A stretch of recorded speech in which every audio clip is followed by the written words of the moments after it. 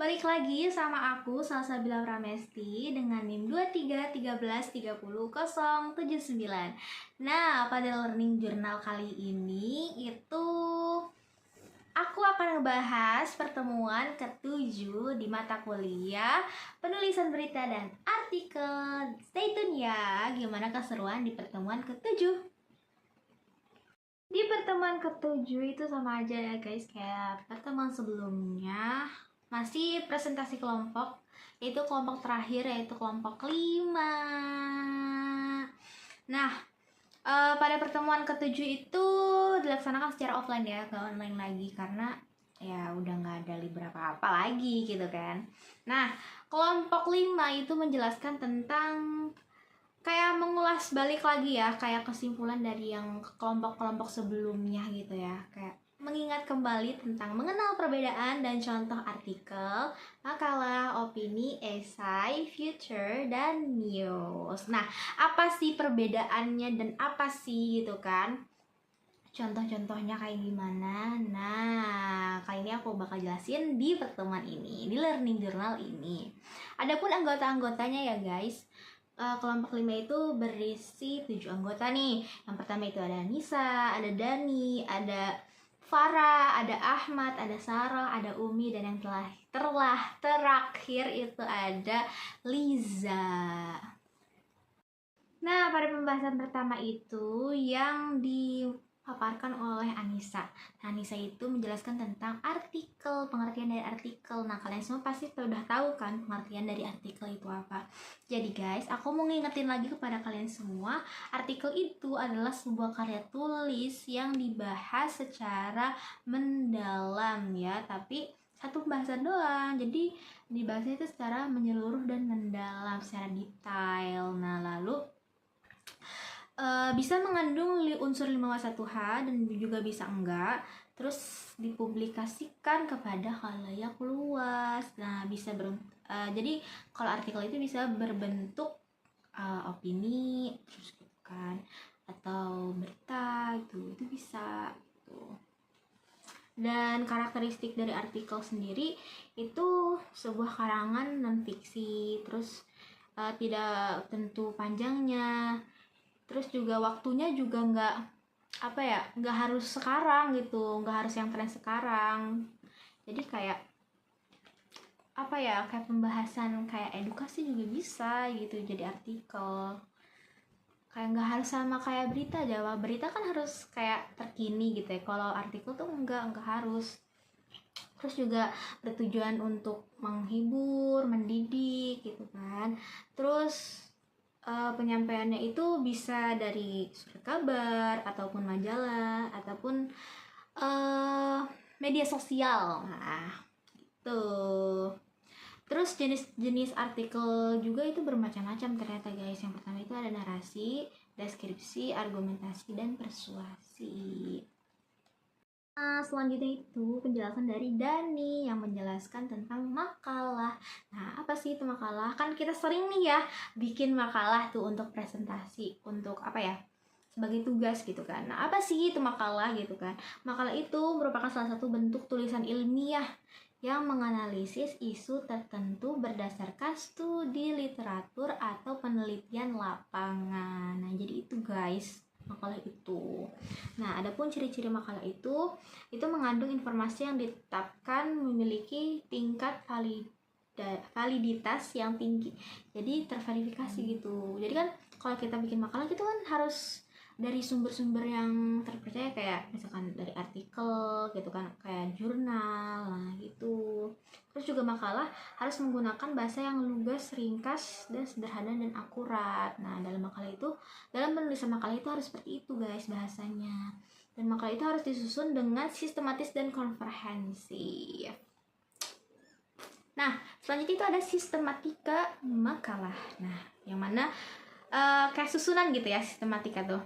Yang pertama itu bagian awal itu terdiri dari kata pengantar, abis itu daftar isi, abis itu pendahuluan. Nah, pendahuluan itu yang pertama itu ada kalau nggak salah tuh latar belakang, abis itu rumusan masalah, abis itu ada tujuan tuh.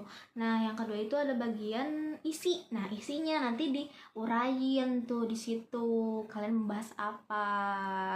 Jangan lupa tambah footnote-nya gitu kan, tambah sumber-sumbernya yang terpercaya.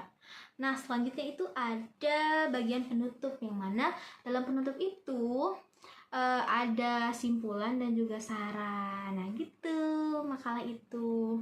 Selanjutnya itu ada pengertian dari opini. Ini kayaknya Farah deh yang ngasih tahu yang memaparkan materi ini.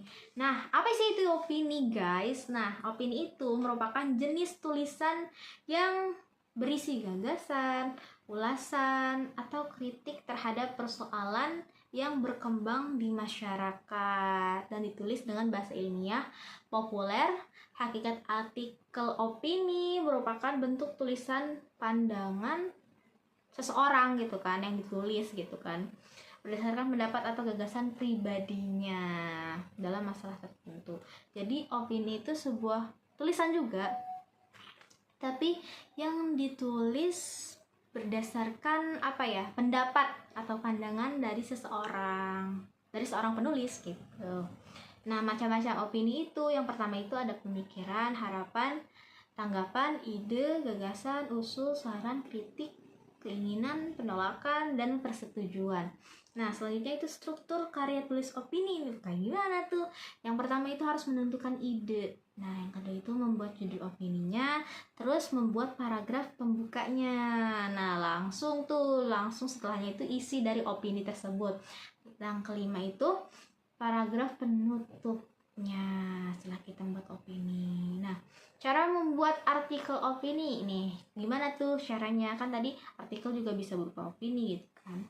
Nah, yang pertama itu tentukan topik terkini atau peristiwa yang akan kamu bahas dan kamu tanggapi melalui artikel opini. Jadi apa nih yang mau kalian bahas gitu kan. Terus kemudian tentukan posisi arah artikel kamu, apakah pro atau kontra terhadap isu tersebut. Jadi kita harus milih salah satu nih, kita mau berpandangan sudut pandang yang mana, mau kita pro kepada permasalahan atau peristiwa tersebut, atau kita kontra, atau kita nggak setuju dengan permasalahan yang akan kita bahas nanti. Terus pastikan kamu mengikuti struktur penulisan artikel opini secara runtut agar tulisan kamu itu dapat menarik perhatian dan mudah dipahami oleh pembaca. Ya kayak penulis artikel pada umumnya gitu kan. Tapi ini menurut pandangan seseorang itu.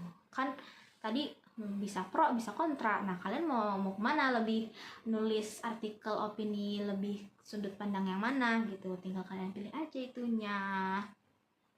Nah, selanjutnya itu kalau nggak salah ini Saroh ya, di antara Saroh ini yang menjelaskan tentang pengertian esai. Nah, itu apa sih? Nah, esai itu adalah tulisan prosa yang menggabungkan fakta dan opini. Nah, itu esai, bersifat subjektif.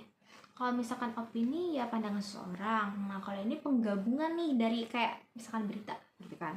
Fakta harus mengandung fakta dan opini seseorang gitu. Wow, pandangan seseorang. Nggak kayak berita sih, beda. Nah, menurut KBBI, karangan prosa membahas persoalan dari sudut pandang penulis secara sepintas.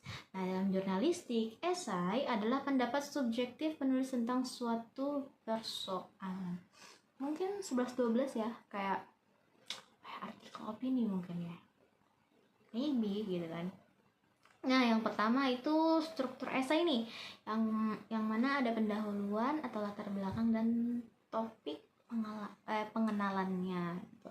Terus ada isi, yang mana penjabaran ide atau topik yang mau kita bahas. Terus yang terakhir itu ada penutup, ringkasan ide utama dan dari pandangan penulisnya. Terus karakteristik esai itu yang pertama itu berbentuk prosa. Nah, prosa, kalian tahu prosa gak sebelumnya? Jadi guys, prosa itu bahasa sehari-hari ya, bahasa yang kita pakai sehari-hari. Jadi nggak harus memakai bahasa yang ilmiah gitu kayak artikel. Ternyata beda guys, esai sama artikel. Ini kayak lebih santai mungkin ya kalau esai gitu. Nah, terus juga tidak membahas topik secara utuh, hanya aspek tertentu aja.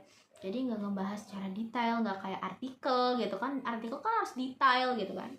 Terus harus punya kesatuan antara bagian-bagiannya, singkat dan padat. Nah, jenis-jenis esai juga bermacam-macam ternyata nih guys. Yang pertama itu ada deskriptif, tajuk, cukilan, pribadi, reflektif, dan juga kritik. Nah, cara membuat esai yang pertama sama aja sih kayak yang lainnya gitu, menentukan topik gitu, itu penting gak sih, apa yang mau kita tulis gitu kan. Terus juga menentukan tema, nah tujuan gitu kan. Terus membuat kerangka tulisan, terus juga mengembangkan tulisannya kayak gimana, baru deh jadi. Terakhir itu ada pengertian news. Nah, news itu kan berita kan, pasti ini udah gak asing banget kan di telinga kita, yaitu berita itu adalah suatu peristiwa atau informasi yang disebarluaskan kepada halayak luas melalui media massa dengan unsur 5W 1H gitu kan. Nah, langsung aja kita ke contoh dari berita atau contoh dari news seperti ini. Ini ada headline-nya ya. Headline itu judul beritanya, ada linknya, ada isinya, ada penutupnya gitu. Ini adalah contoh dari esai guys nih. Jadi esai itu kan nggak bahasnya secara rinci gitu kan, kayak bahasanya santai gitu kan, nggak harus banyak, itu juga nggak. Kayak misalkan tradisi bertamu modern dengan menelpon dan mengirim pesan suara. Jadi di sini jelasin ya gimana ya, singkat-singkatnya gitu kan, singkat-singkatnya dan nggak harus bertele-tele. Selanjutnya itu ada ini artikel. Nah, ngebahasnya satu pembahasan tapi dirinci gitu nih contohnya. Tuh, di kamera juga. Nah, mungkin segitu aja ya pembahasan yang udah aku sampaikan, yang aku dapat di pertemuan ke-7. Mungkin kurang lebihnya mohon dimaafkan ya, soalnya aku juga masih belajar. Dan sampai jumpa lagi di learning journal selanjutnya. And aku Salsabila Pramesti pamit undur diri dan bye bye.